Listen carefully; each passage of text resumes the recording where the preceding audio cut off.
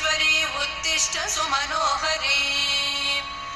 उत्तिष्ठ विजयवाटी पुरनिवासिनी त्रैलोक्यं पावनं कुरु उत्तिष्ठोत्तिष्ठ लोकेश्वरी उत्तिष्ठ सुमनोहरी उत्तिष्ठ विजयवाटी पुरनिवासिनी त्रैलोक्यं पावनं कुरु सिंहासनेश्वरी कनकाम्बरधरे कनकदुर्गे तव सुप्रभातम्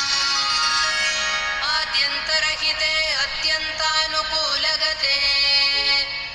दुर्गे दुर्मदान्धजननिवारकव्रतविधे रक्ताम्बरधरे महारौद्रे महामनोहरस्वरूपे सृष्टिस्थितिलयादि महाकार्यकलापे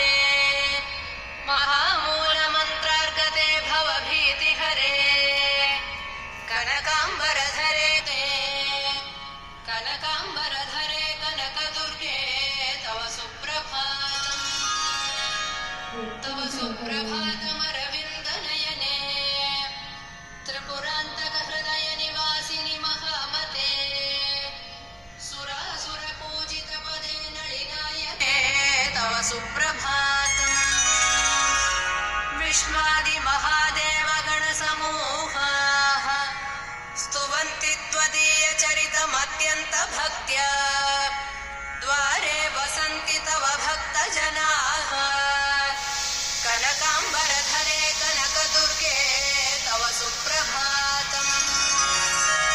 सहस्रनाम सर्वगुणातीते सकलाश्रितपारिजाते विमले विबुधजनहृन्निवासे